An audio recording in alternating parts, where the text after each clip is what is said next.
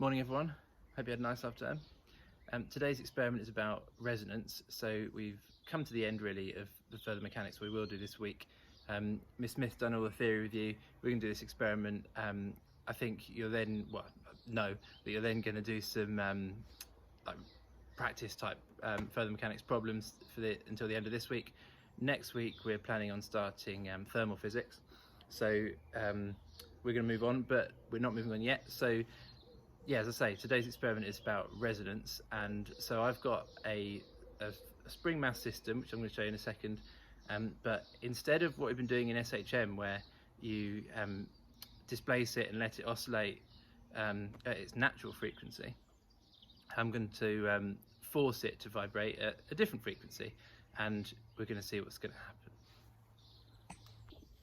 Okay, so I've set up my spring mass system, and I've got a fiducial marker here that's at 25 centimetres. Sorry that 25 is a bit of an ugly number for the equilibrium position, but it was quite difficult to get it to line up.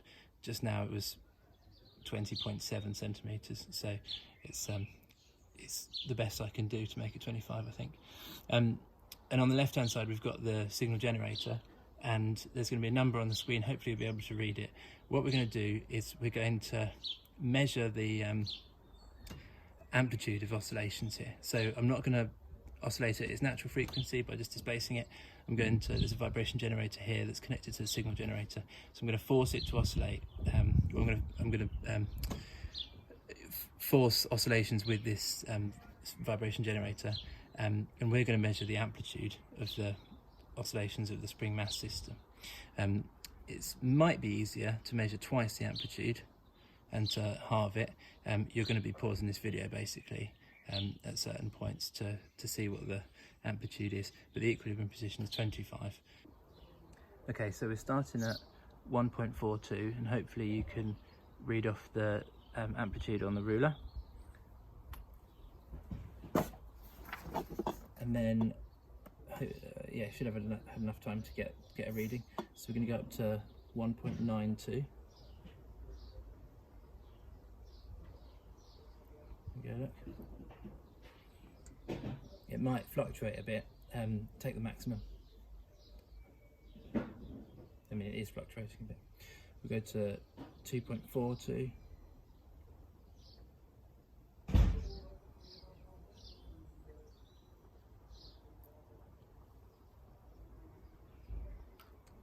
If I'm going too slowly, you can always watch it back faster.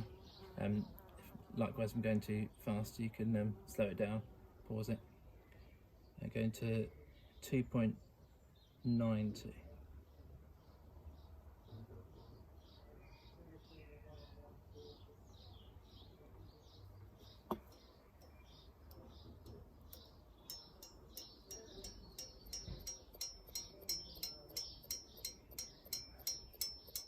So even though it looked like there wasn't much, it was a small amplitude early on, we've got a nice large amplitude here. We go to 3.42 now. These numbers seem like they're random, well, but they're not. I mean, obviously I'm going up in 0.5s. I've actually worked out what the resonant frequency is and tried to make one of those, well, tried to make that our middle result. Cheating really, but should give us a nice graph. Go up to 3.92.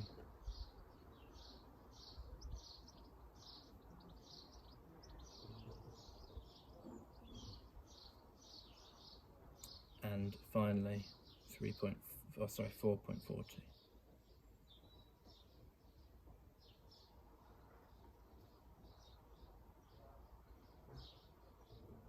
There we go. Okay, so if we could have a graph of amplitude against frequency, that'd be great. There's not really much to do in this lesson. That's really all I want you to do, just plot a graph of amplitude against frequency.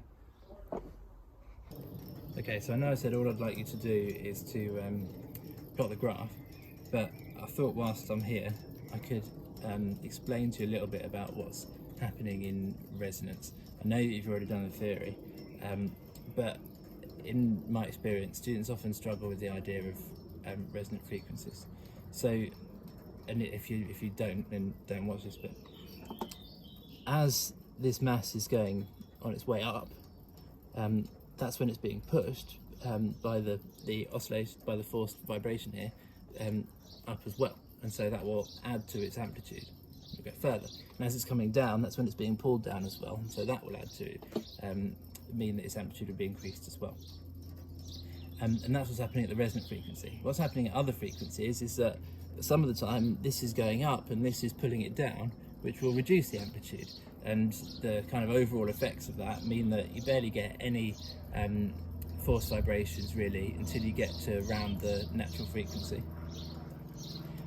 It's a little bit like, and this is how I'd think about it actually, if you're pushing someone on a swing, you want to push them on the swing at a certain point. Yeah, you want to push them when they've just gone from being stationary at their maximum displacement to then moving forward again. You want to push them at that point. So you're adding to their forward velocity. If you push them whilst they're coming towards you, I mean, to start with, that'll hurt because they're probably hitting the face, but you're going to reduce their amplitude. Yeah, you're going to slow them down whilst they're coming towards you, and you reduce their amplitude. So when you push them on a swing, you push them at a resonant frequency, and that's the same thing that's happening here.